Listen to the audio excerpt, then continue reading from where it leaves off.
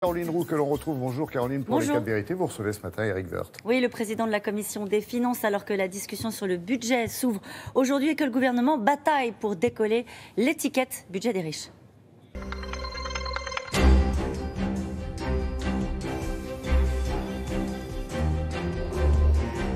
Bonjour Éric Woerth. Bonjour. Est-ce que vous trouvez cette attaque justifiée, budget des riches?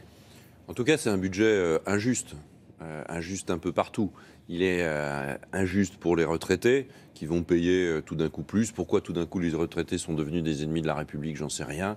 C'est une drôle d'idée. Ennemis de la République, vous allez jusque-là? Ben oui, parce que c'est une punition. Quand on augmente de plus de 20% les impôts, c'est-à-dire la CSG des retraités, ça veut dire qu'on a envie de leur prendre une partie de leur pouvoir d'achat. Ils n'avaient rien demandé, les pauvres. On leur prend leur pouvoir d'achat et on le transfère aux actifs. On leur demande un effort.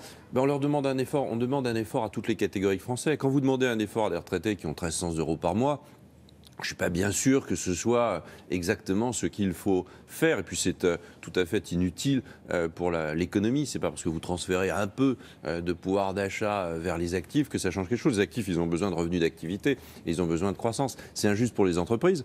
Les entreprises, on augmente le coût du travail.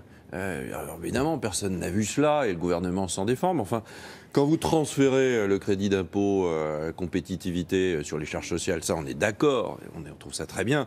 Mais quand au passage vous baissez ce crédit d'impôt, c'est-à-dire l'avantage fiscal qu'on a, eh ben, vous augmentez le prix du travail. Quand on leur baisse l'impôt sur les sociétés, ils peuvent aussi être satisfaits. Oui, mais c'est François Hollande qui l'a fait, la baisse de l'impôt sur les sociétés. Ça compte tous les présidents même, de la République. Oui, vous avez raison.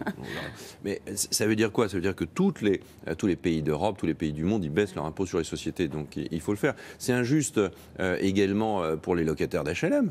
Pourquoi tout d'un coup on va réduire les APL? Et si ce n'est pas injuste pour les locataires d'HLM, c'est injuste pour les bailleurs sociaux qui auront bien du mal à continuer à entretenir leur immobilier. C'est très injuste pour les collectivités locales.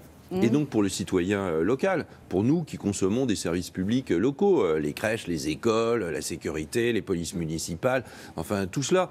Pourquoi tout d'un coup s'en prendre aux collectivités locales comme c'est fait? Parce que vous l'avez déjà fait auparavant, que je vous rappelle que dans le budget de François Fillon, il y avait des économies qui étaient demandées aux collectivités locales. Alors je me trompe peut-être sur le chiffre, mais c'était 20 milliards d'économies alors que c'est 13 milliards avec ce gouvernement. On l'avait combattu, on avait expliqué à François Fillon que c'était trop. Oui, mais il l'avait choisi.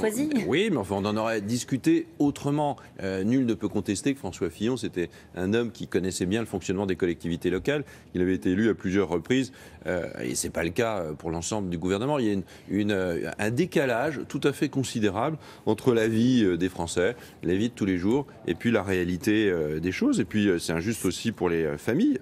C'est injuste pour les familles. Pourquoi? La baisse de la prestation d'accueil du jeune enfant, c'est injuste. La remise en cause, d'une certaine manière, de l'universalité des allocations familiales, je sais bien que ça peut être compris. Mais c'est un vrai débat. Quand on gagnerait beaucoup d'argent, on ne toucherait plus les 35 € à la fin du mois d'allocation familiale. Quand on présente les choses comme ça, oui, on peut comprendre. C'est ce qu'explique le gouvernement. Oui, mais c'est quoi les allocations familiales? C'est qu'à revenu égal, entre catégories de Français, si vous avez des enfants ou si vous n'en avez pas, vous égalisez finalement votre pouvoir d'achat. Donc c'est l'universalité. Cette universalité, elle est dans les racines de la sécurité sociale française. C'est ça que vous voulez nous dire? C'est dans les racines de la sécurité sociale française. Donc ça me semble assez important de le conserver et de conserver l'état d'esprit qui a présidé à la création de la sécurité sociale. Ça ne veut pas dire qu'il ne faut pas faire de réformes, on en a fait beaucoup, ça ne veut pas dire qu'il ne faut pas faire d'économie. Non, mais ça veut dire qu'il y a des tabous. Il y a des ça veut dire sujets. qu'il y a des tabous.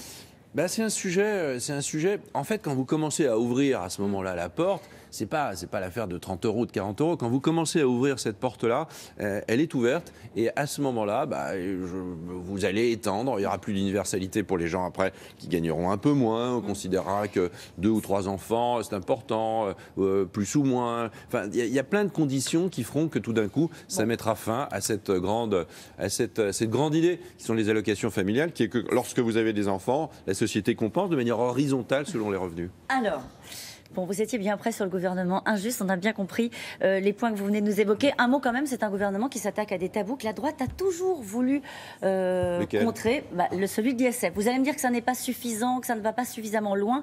Juste un mot quand même sur un amendement qui sera déposé par La République En Marche pour taxer à raison de 20 à 200 000 euros par an les résidents propriétaires français de Yosh, qui sont donc domiciliés en France, parce qu'il n'y en a pas beaucoup.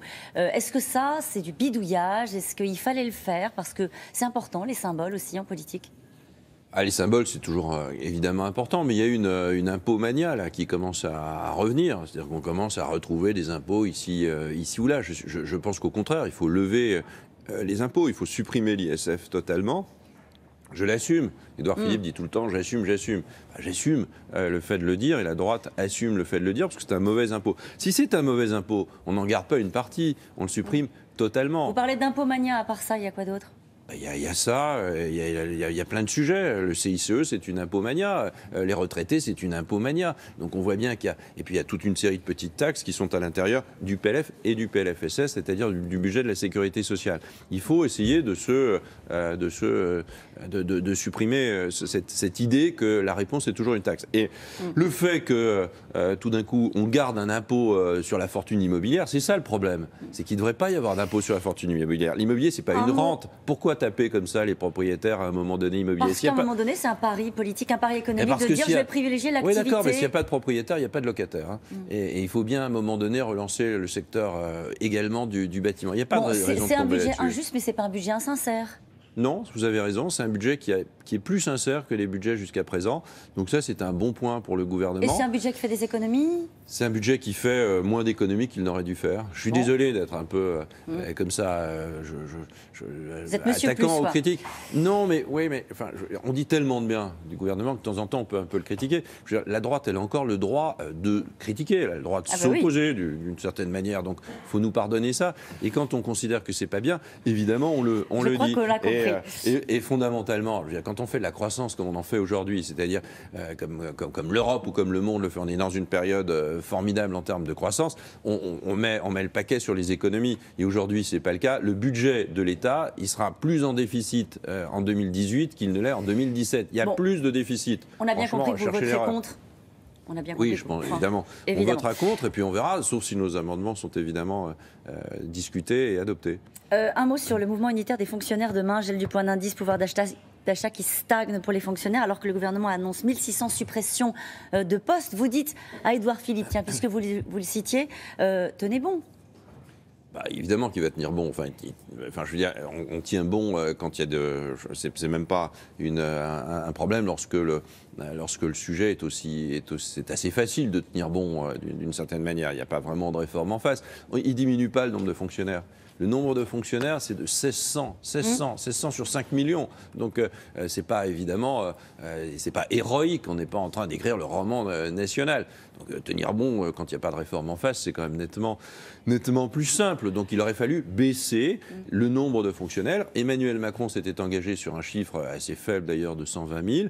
Eh bien, nous, on voulait 300 ou 350 000. On avait fait 150 000 à l'époque de Nicolas Sarkozy. Il fallait absolument continuer et en même temps, en échange, essayer de regarder comment modifier le statut des fonctionnaires, le mode de rémunération, notamment le mode de rémunération au mérite. Enfin, il faut donner aussi un peu d'espoir à toutes les catégories de Français et les fonctionnaires compris, mais pas en ne faisant rien. Et en réalité, quand on fait rien, on met les gens dans la rue. Merci pour de mauvaises raisons. Merci beaucoup, Éric Woerth. C'est à vous, Laurent.